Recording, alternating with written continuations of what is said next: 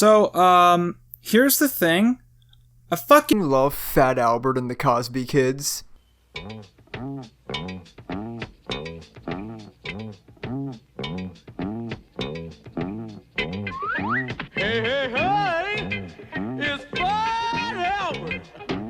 I think it's safe to assume pretty much everybody at least has heard of Fat Albert before. Maybe you know the movie from the early 2000s or the bits they do on Oni Plays or Family Guy.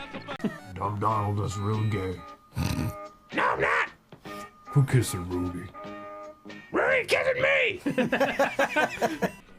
Regardless, I feel like I'm right saying that you don't need too much introduction to Fat Albert. It's just a regular cartoon about some inner city street youths going on adventures, having fun times, singing songs. But what if I told you that Fat Albert is actually one of the most insane cartoons ever made? And the only people who don't believe me right now are the people who have never actually watched an episode of Fat Albert. So today, I'm gonna show you what you've been missing out on. Let's just cover the basics though. They have most of their adventures in this junkyard doing various junkyard shit. I have no idea why the others are called the Cosby Kids. Adult Bill Cosby doesn't exist within the Fat Albert canon, at least not at this point in the lore. This kid in the white shirt is Child Bill Cosby, because this show was inspired by Bill's real life friends, which is kinda mean because these characters are all incredibly stupid. Imagine being the inspiration for Dumb Donald, or Mushmouth, or Rude Rudy, who spends the entire show either talking shit or getting completely eviscerated by this gender-neutral child in a blue coat. This kid has absolutely no chill and exclusively opens their mouth to hurt others. What do you think you're doing? I'm not too sure, but what you're doing reminds me of cooking school on the day after Friday. Cooking school on the day after Friday? Yeah, no class meatball. The other kids are basically who gives a shit, like this tall dude in the brown shirt, or this short dude in the yellow shirt with the worst fade I've ever seen. Really the only important character in the show is Fat Albert, who's basically Jesus. Every episode, Fat Albert is based in the objective moral right. It's definitely possible in one of the 110 episodes of this show he fucks up, but I doubt it. He's the nicest, most upstanding young man in animation history, and in some episodes I'll get into later, his wisdom is well beyond his years and he almost sounds like Uncle Iroh from Avatar. Dark shit would happen in Fat Albert, like the infamous episode that tackled gang violence, sees Fat Albert fight neo-Nazis and witness the gang execution of a small Mexican child. I'd talk more about this episode, but I can't find the full thing. It's not even on Kiss Anime. There's only one episode I really want to go in depth on, but there's a few moments from other ones I want to talk about. The first episode I want to talk about a little bit is called The Birds and the Bees and Dumb Donald. And it's your standard episode about a boy wanting to ask out a girl, but it's got that signature Fat Albert insanity added in. It's Elaine Withrow!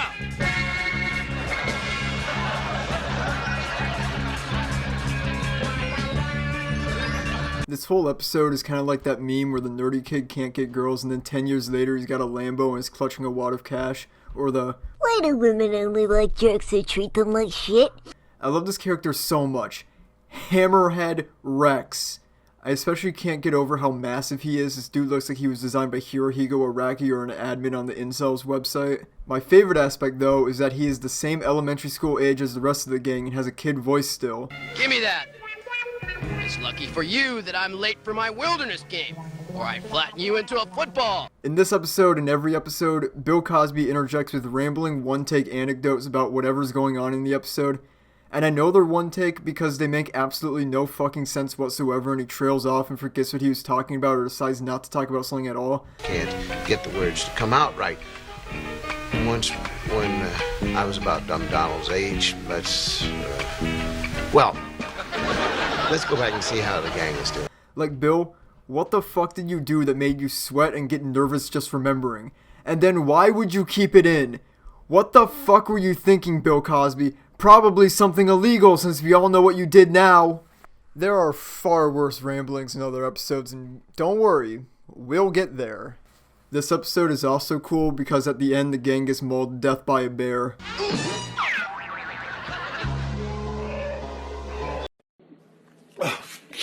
The next episode I feel the need to discuss is the infamous prison episode where the gang goes to prison. Why you got so many necklaces? Smell like bitch in here! Fat Albert and his friends are taken on a scared straight trip where some insane shit is yelled at them from the prisoners. Oh, you smell so good. Come closer, let me sniff you. I want the big one. Give me the big one. Why do you want the big one? He'll stop the drafts all winter, and in the summer he can give me shade. You don't have any choice in here. When you're out in the yard or in the showers, you don't have any rights or any protection. If someone tougher tells you to do something, you have to do it, no matter what it is. No matter what it is. Today, this episode is most notable for Bill's speech at the end, which has aged. It's maybe the most ironic piece of television in history. Whatever it was, it probably started small, became bigger. Maybe they even got away with it at first and thought it'd never get caught. They were wrong. Now, they're in prison. Now, prison isn't any fun and it isn't any joke, so play it straight, gang. That way you'll get where you want to go, not where you don't. Right? Right. Boy, I sure do hope somebody got fired for that blunder. Alright guys, this is the big one. The episode I really wanted to talk about. It has the most insane Bill Cosby monologues. The plot is total batshit insanity. It's aged like shit. This is the mainstream. At the start of the show, Fat Albert and the gang are running against the wind when suddenly Albert stops, causing the gang to slam into him. Albert stands firm like a mighty oak, unshaken, and this is important for later. The Cosby kids demand to know what made him stop so suddenly, and out of nowhere, Albert becomes like an ancient samurai. I was thinking how lucky we are. These breezes, notice how bracing they are? After watching this scene dozens of times in my life, I think I might know what it means. I think what Fat Albert is trying to say is that he feels him and his friends are lucky to be able to stand defiant against such abrasiveness, the wind. How, in an unforgiving world, they're lucky to have such a strong foundation, to not be backing down, to stare their obstacles in the face and press forward and keep going. And not only that, but be thankful for it. Of course, we all know that's bullshit, and this is Fat Albert, and there's probably nothing that could possibly prepare me if I ever got the real explanation. I'm sure I'm way off. Uh-oh, it's Brown Hornet time. The Brown Hornet is a sci-fi superhero show about Deus Ex Machina, man.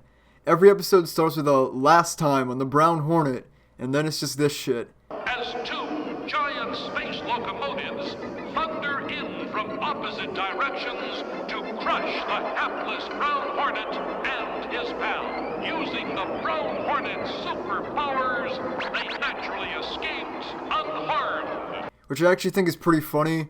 What isn't funny about the Brown Hornet is that he talks in such a bizarre way. Permit me to introduce my superhero self. I am the Brown Hornet. Honestly, I think I'm having a stroke. I will be leaving this mortal realm soon enough. Anyway, the Brown Hornet goes to a planet full of slow robots who need to build a shelter to defend against space monsoons. But despite them doing a good job, they're doing it too slow. Also, this is the worst shelter I've ever seen. In what way would this offer protection from a monsoon? So Brown Hornet dives towards the construction area, and then the rapper, he wills it out of existence. Then what the fuck? So that concludes Brown Hornet, and after this tag from Bill, If that Brown Hornet isn't super whatever he is, he'll do till something else as good comes along. next we get treated to a scene of Fat Albert trying to help the gang study for their school test because they're apparently Boy Scouts now. What did the great explorer Stanley say when Dr. Livingston found him? He said, you don't have to search. I'm in the phone book. Poor Fat Albert's having a tough time getting the kids in the school spirit, and right now you could measure his success with an egg timer. An egg timer?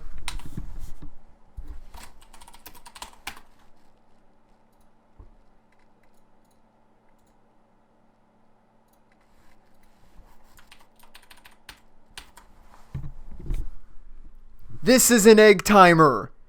You make me angry, Bill Cosby. How do you measure success with a clock? Oh, shit. So now we're at the school. Class, I have some good news and some bad news. The bad news is I have laryngitis.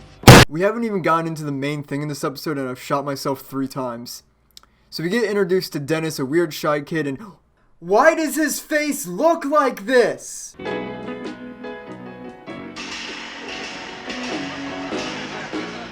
Bill, what the fuck are you doing? Dennis is in school with Fat Albert and the kids, and that's where Miss Wooker asks the questions, even though she knows all the answers. Okay, we will actually be here all day if I try to make sense of what Bill's saying here. Let's just move on.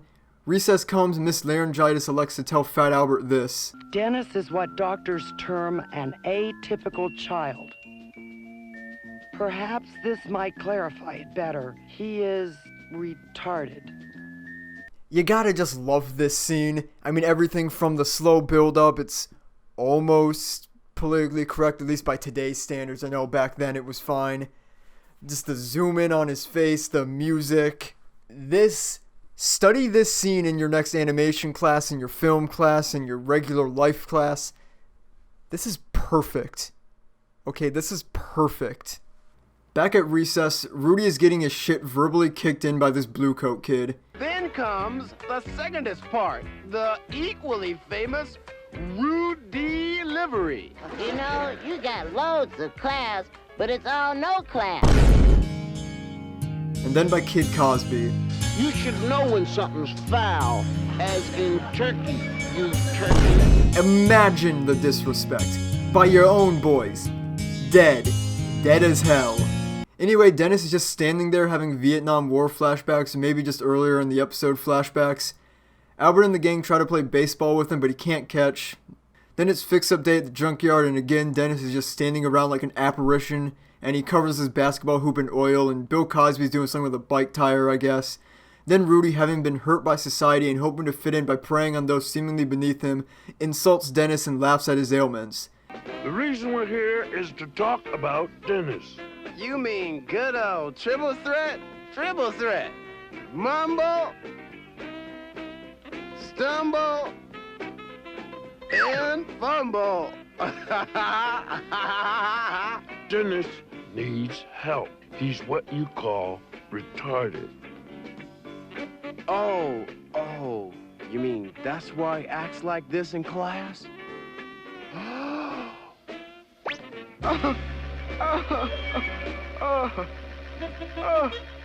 Like I said, Rudy, Dennis is retarded, but he's not retarded here.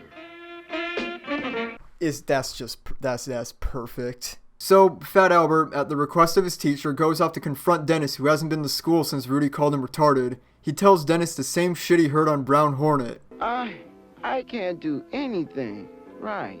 Dennis, it's only part true. You can do almost anything any of us can do. Maybe some things you can even do better. I mean it. The only difference is that it takes you just a little longer. Twice. I'll say it again. You can do almost anything any of us can do. There's a difference between pulling your weight and throwing it around, but this time we can't blame Fat Albert for throwing it. I mean, Dennis never had much chance bucking Fat Albert anyway. Run that one back. Chance bucking Fat Albert anyway. Yeah, I must have misheard you. Bucking Fat Albert. One more time. Bucking Fat Albert. Fucking Fat Albert. Dennis, the little retarded boy, never had much chance. Fucking Fat Albert. Yeah, so you get that scene. Also pure perfection. Just Dennis never had a chance. Fucking Fat Albert. The rest of the episode is pretty tame after that. They have a needlessly complicated painting competition. I'm going to ask every one of you to work alone. Please do not watch each other's work. The judging will be done by all of you, so we don't want to be influenced in any way. And please don't sign your work. I will give it code numbers. And there will be a prize for the winner. At the end of the episode, Rudy, for some reason, believes he has the win secured. Who will read the ballots? I'll do it. This way I'll be up handy to accept my prize. Despite the fact that Dennis gets 100% of the votes. Code number 6. 6, 6, 6, 6. 6, 6, 6, 6, 6, and 6. which means Dennis can vote for his own painting, and did, yet Rudy did not vote for his own painting. So Rudy didn't even think his painting was the best in the class, yet still expected it to win, with such conviction that he actually ran to the front of the class to accept his award. Who's the real retard in this episode? Anyway, Dennis wins, and as a prize they all beat him to death outside the school. This is implied by Dennis never appearing in another episode ever again. So in conclusion, that was Fat Albert and the Cosby Kids. At the time, it was a fine show, I'm sure. But looking back at it today, it's insane. It's ridiculous. I struggle to find words to describe it. I'm bouncing between pure perfection and pure agony. But basically, this show is mankind's original sin.